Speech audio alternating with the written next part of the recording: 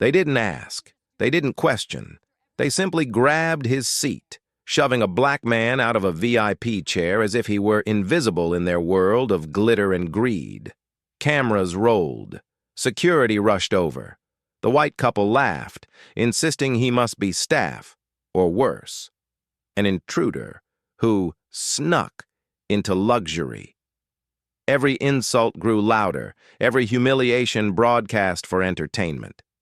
But what they never expected was that the man they tried to erase owns the company paying for this entire gala. And their downfall begins right now. The Grand Meridian Gala glimmered with arrogance. Expensive perfume misted through the air as the wealthy floated from table to table, bragging about investments they didn't understand. A live orchestra played to people who weren't listening.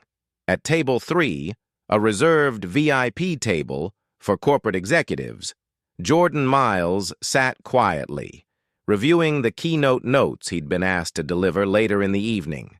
He wasn't dressed for attention. He didn't need to be. His presence alone carried power, though no one around him recognized it. Not yet. Suddenly, a voice oozing entitlement cut through the music. "You're in our seats!" Jordan looked up to find Bradley and Whitney Harrington, a couple wrapped in generational privilege and wrapped tighter in prejudice. Whitney didn't wait for an explanation. She snapped her fingers at a server. "This man clearly wandered into the wrong section." Bradley grabbed Jordan's place card, laughing. "Look, it doesn't even have his name. He probably snatched it off another table." The card only showed initials, JM. The company insisted on discretion. Jordan spoke calmly. "This is my assigned seat." Whitney smirked, delighted by what she believed would be an easy humiliation. "No, sweetheart. This table is for executives and owners, not staff." But Jordan didn't move. That irritated them. Bradley leaned in with a fake smile. "Come on, be useful. Grab us 2 champagnes, make yourself helpful." Laughter erupted from nearby guests. Jordan's silence was interpreted as weakness. Whitney rolled her eyes dramatically. "Security!" she shouted. "This man is refusing to leave." 2 guards approached immediately, not to evaluate, not to question, just to obey the wealthy. "Sir, you'll need to step away," one guard ordered. Jordan's jaw tightened. "I have a right to be here." Bradley shoved Jordan's shoulder. "You have a right to be in the service line. Not here." Whitney pushed harder, physically dragging Jordan out of the chair. Gasps, cameras lifted, phones streamed. In seconds, humiliation became a public show. Jordan regained his balance, posture controlled, anger contained like a storm waiting for lightning.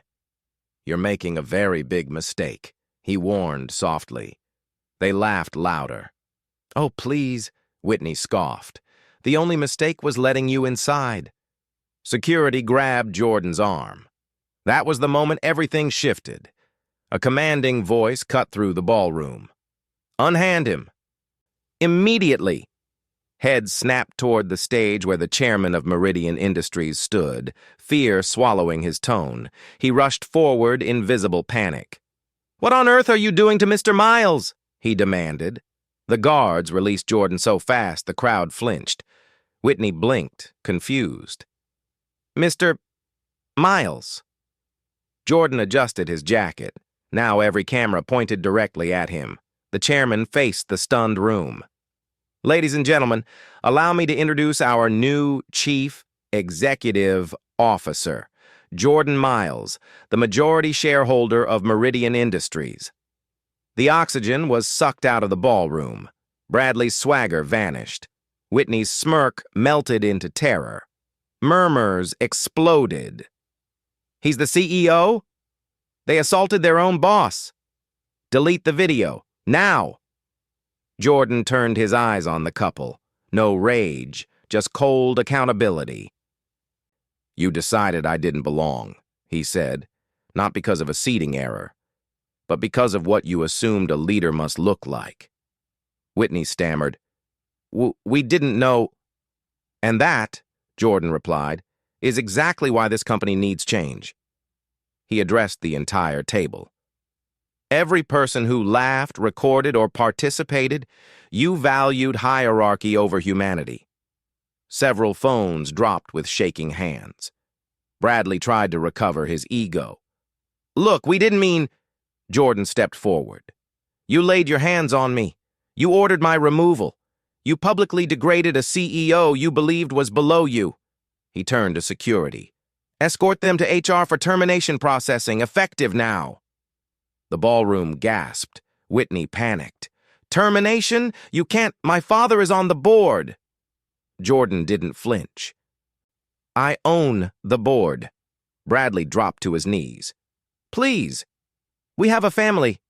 Then remember this night every time you teach them what respect looks like. Security led them out, cameras rolling, defeat recorded forever. Jordan moved to the podium. The orchestra stopped. Silence surrendered to power. When merit is ignored and assumptions rule, organizations rot, he said.